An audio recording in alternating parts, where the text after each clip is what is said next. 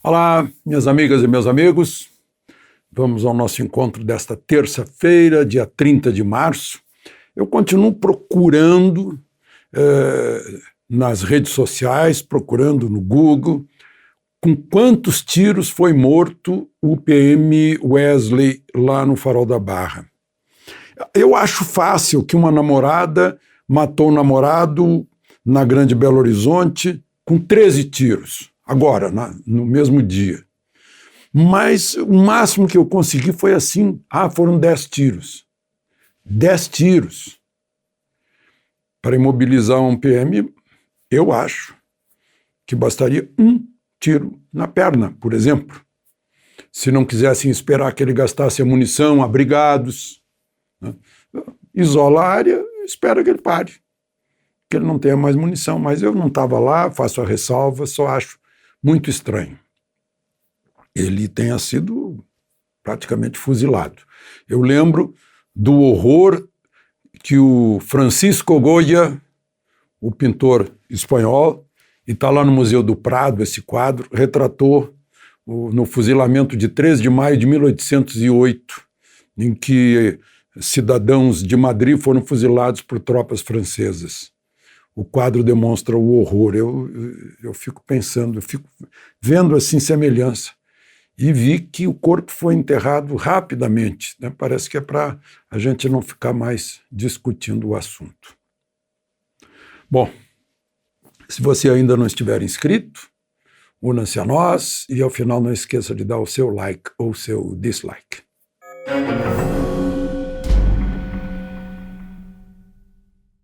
Bom, depois de falar nesse assunto tão pesado, eu queria falar um pouquinho mais sobre o assunto de ontem, de troca de ministério, que o presidente moveu 6 posições, né, para reforçar a equipe, para dar mais dinamismo, mobilidade, representatividade à sua equipe de auxiliares. E na hora que eu estava gravando, ainda não tinha sido formalizada a chegada da deputada Flávia Arruda, do PL, ao governo Bolsonaro. Eu sempre acho estranho, e vou ser coerente, né, que alguém, como caso um deputado, que tenha sido eleito por seus eleitores como seu representante, como seu mandatário, abandone os seus eleitores para ficar subordinada ao presidente da República, a outro chefe. Os chefes dos deputados são os seus eleitores, né? Eu lembro ter dito isso ao Eduardo Bolsonaro quando ele falava em ir para a embaixada em Washington. Se você vai abandonar 1.864.000 eleitores, eu disse aqui para vocês isso. E disse a ele também, né? Eu acho muito estranho isso, mas enfim. Eu queria falar da deputada Flávia Arruda. Ela é mulher do ex-governador e ex-senador José Roberto Arruda. Ela acompanhou o marido foi o primeiro governador preso durante o exercício do governo, teve que renunciar lá no Senado, né, fez um discurso comovente, chorou na tribuna, e ela acompanhou isso, e eu acho que isso deu a ela, o sofrimento sempre ensina, né, as pessoas que sabem aprender com o sofrimento, deu a ela um desempenho que está sendo surpreendente em alguém de primeiro mandato, né, primeiro mandato mesmo, ela não foi nem vereadora antes, né? E acompanhou as campanhas eleitorais do marido, claro.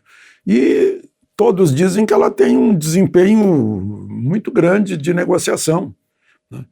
Essa comissão do orçamento, que ainda hoje o presidente do Senado ressaltou isso, que foi feita em tempo recorde, o orçamento de 2021, porque Alcolumbre queria botar na comissão de orçamento um amigo dele da Bahia, um deputado amigo dele da Bahia, e os outros queriam a deputada Flávia Arruda, né? E aí ficou tudo parado, não saiu a comissão mista de orçamento no ano passado, quando deveria ter sido feito o orçamento, por causa disso, eu não quero. Né? E ela tocou a obra, uma obra dificílima, em alta velocidade, se conseguiu aprovar o orçamento. E agora ela vai para a Secretaria de Governo, que é o órgão com status de de ministro, né, que articula as relações entre o Congresso Nacional e a Presidência da República, onde o general Ramos, amigo de muito tempo do presidente Bolsonaro, a quem ele chama de Jair, né, estava e agora vai para o Gabinete Civil, porque o ministro Braga Neto vai para o Ministério da Defesa. Eu ainda queria, antes de entrar no Ministério da Defesa, falar um pouquinho mais da deputada, porque a história vem lá atrás, né? Eu cobri a Constituição, já disse para vocês, a Constituição veio com um corpo parlamentar, de sistema parlamentar de governo, com uma reforma presidencial. E ficou um híbrido, que eu chamo de Frankenstein, né? Em que o presidente, que tem a responsabilidade pelo governo, não tem poderes para governar. E o Congresso, que não tem essa responsabilidade, é que detém os poderes, né? Ainda mais quando o Supremo ainda tira os poucos poderes que o presidente tem. Bom, mas aí, nesse regime, acabou se adotando um tal de presidencialismo de coalizão, em que o presidente dava para partidos políticos os ministérios, e os partidos políticos se aproveitavam disso, né? Com os orçamentos, os mais cobiçados eram os ministérios os orçamentos mais polpudos, previdência, saúde, obras, né, transportes, etc.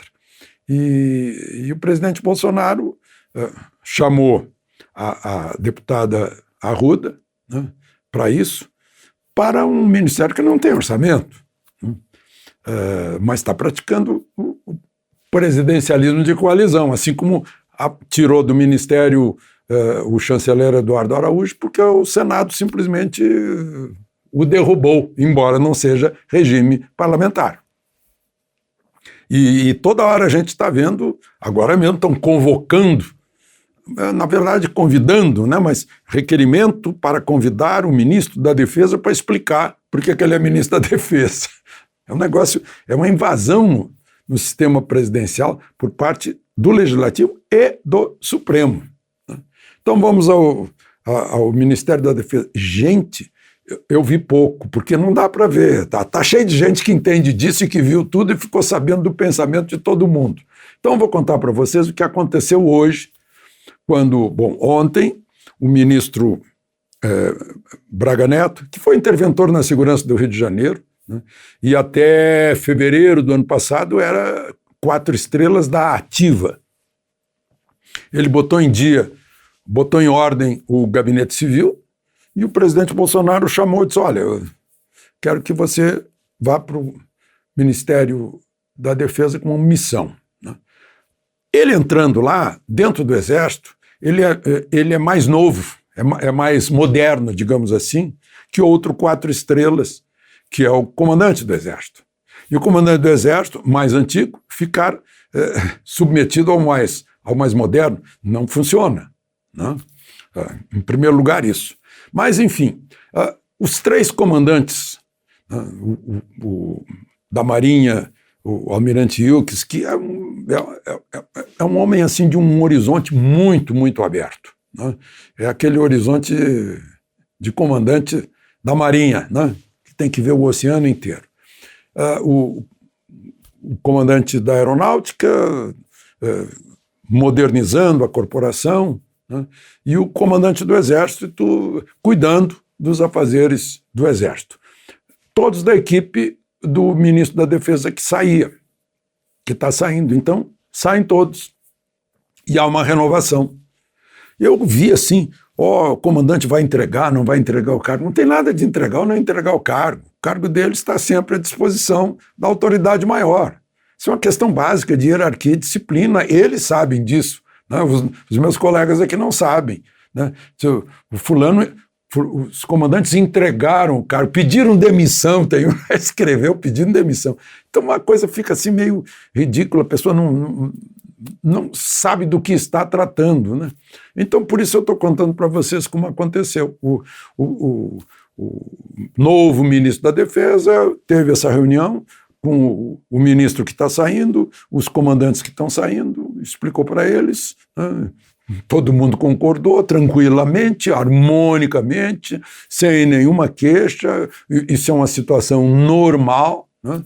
E agora vão ser fornecidos nomes da lista na hierarquia dos que estão mais alto, por presidente da República escolher, com o ministro da Defesa, né? Aí lá a notícia, mas estranho o ministro da Defesa. Gente, era estranho quando o ministro da Defesa era Jacques Wagner, por exemplo.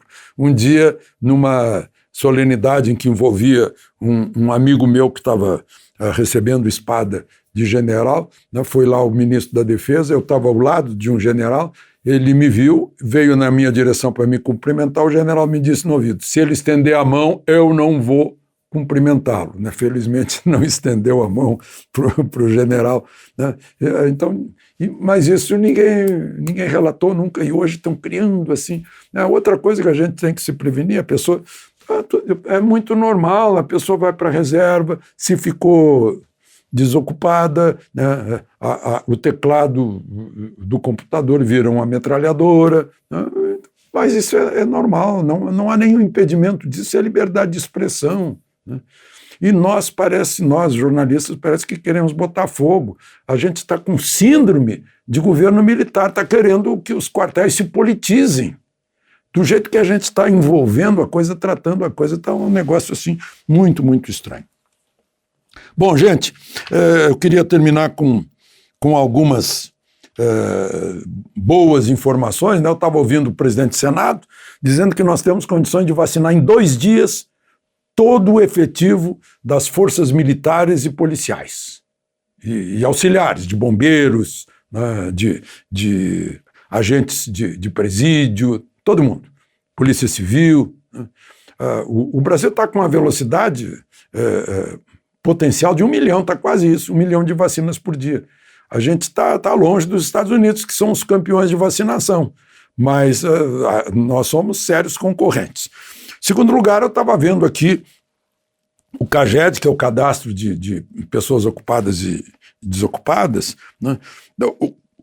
401 mil empregos formais a mais neste mês de fevereiro. Neste ano, há mais 660 mil empregos formais.